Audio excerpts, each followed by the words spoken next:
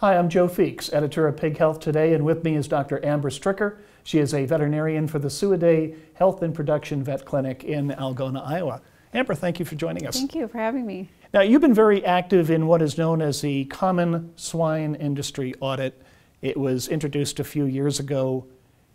For the benefit of all our viewers, tell us exactly what that is and its overarching goals. Yeah, so the Common Swine Industry Audit was developed in response to, there was all these packer audits that were coming out, and they all had different standards that they were requiring of the producer. And many of my producers sold to multiple packers, and so they were having to comply with two or more different set of standards, and it was becoming really redundant, and a lot of work and effort was going into trying to comply with all of them. And then on top of that, they'd get audited by maybe one packer, and then a month later they'd get audited by another packer, and there was just a lot of redundancy there. And so the way I understand it, the industry came together with the pork board and decided, let's just try to all agree on one common platform and get rid of all the redundancy and stuff and make it less burdensome to the producer. And that's where the Common Swine Industry Audit came about. I would think that'd be difficult to do, though, because all meat companies have different standards and the way they want to market things. I would think that they would still have some particular things that they would want to have audited.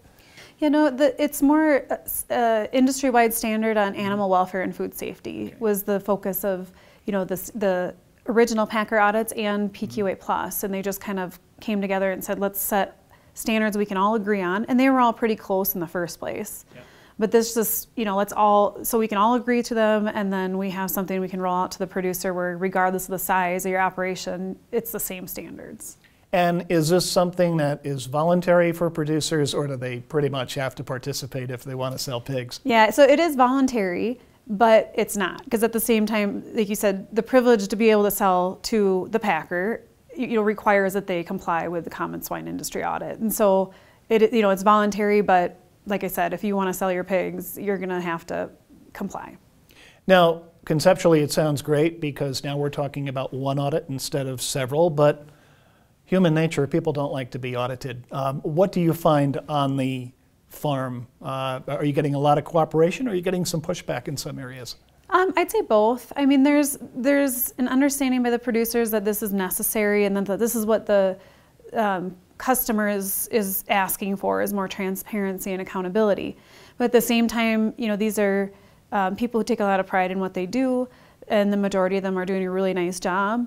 And it's difficult for them to let somebody into their farm and to let their guard down, to let somebody come in and critique them. I mean, these are producers who are self-employed, not used to having a lot of oversight, or a lot of people coming in and telling them, they may see a veterinarian a couple times a year, but other than that, it's them.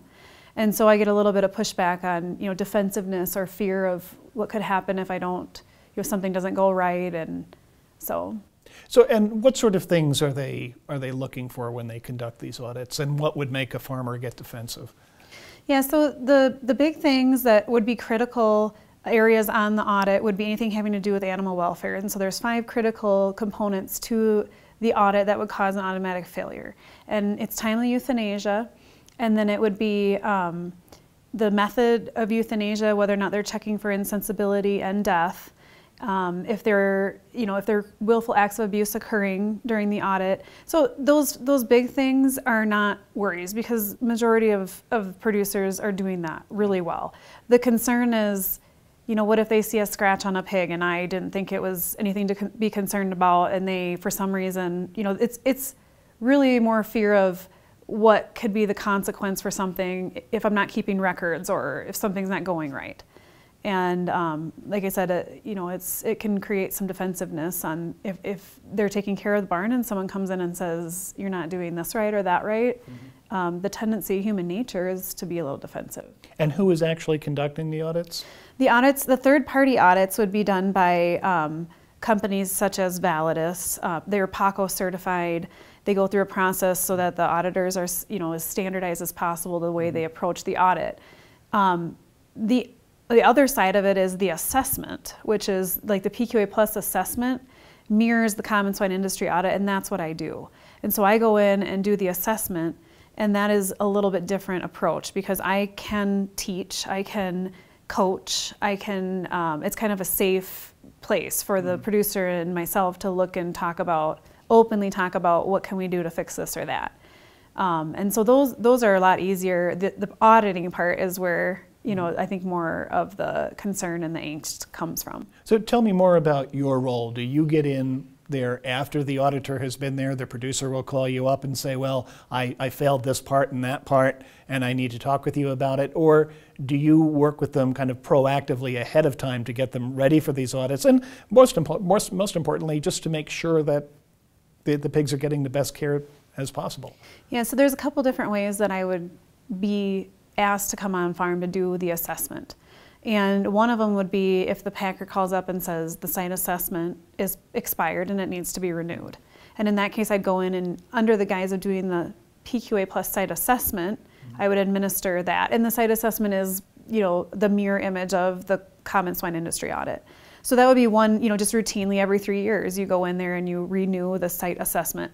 And the other reason would be if they do get notified from their packer, typically my producers or my clients will call me ahead of that and they'll say, can you come out and do like a run through with me and just make sure everything looks good before the auditor gets here.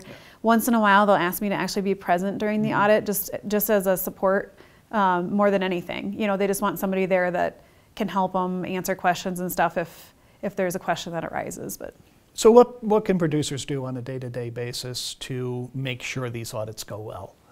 Yeah, so on day-to-day, I always tell producers that, you know, just pick a couple things and work on making those things improvements. So if the biggest issue is SOPs and documentation.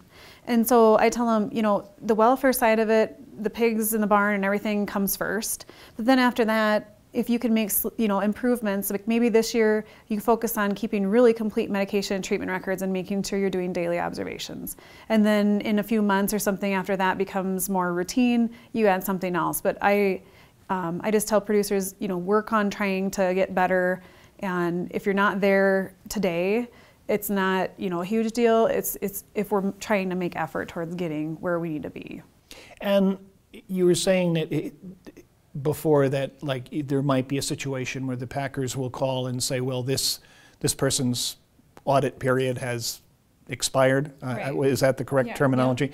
Yeah. But are there other cases where the packer might call and maybe they're not liking what they see on some of the carcasses, and might that spur an audit? Yeah, so one of the ways that they could spur an audit would be if they had like a residue question. So if for some reason a lot of pigs that they sold came back with a residue, then antibiotic residue, then they would get notification, and typically those would be like FDA audits. And so you'd have an FDA auditor come on farm and look through the medication and treatment records and things like that. And I tell my producers that's another reason why keeping records is important. It's not just because someone says, you know, it's necessary to sell to a packer, but because it's your insurance policy for the FDA. And the audits keep on coming. I mean, you've got the veterinary feed directive rules, and I know the FDA inspectors are going to be spending more time out in the field too. Is there a way to consolidate these audits even more? Yeah, I don't know if there is. I mean, we are in a world of auditing. In fact, we've hired someone, you know, on our production team at Suidae to do nothing more than audit. And he does biosecurity audits and feed mill audits and air filtration audits and welfare audits. And so there is some redundancy that I don't think you're going to get away from. But I do think it's good to see the industry moving towards a common audit on welfare and food safety. One last question. You talked about preparing producers for audits and doing a walkthrough and saying, well, they might look at this and they might look at that. What kind of conversations do you have with your producers about their temperament during the audit? Yeah, I tell them that, you know, if you're doing a good job, there's nothing to worry about, and to look at it more as a way to showcase what you do every day. I mean, they care for the animals, it's their livelihood. They don't want to intentionally do anything that's not in the best interest of the animal. And so I tell them, you know, your intentions are good, and go into it thinking I'm going to show off and showcase my farm and the good job that I'm doing every day, and don't be defensive, and be prepared so that you know it goes well, and you don't sit there and have to fumble for records and things. You have everything ready and prepared in the audit, and it'll go a lot smoother.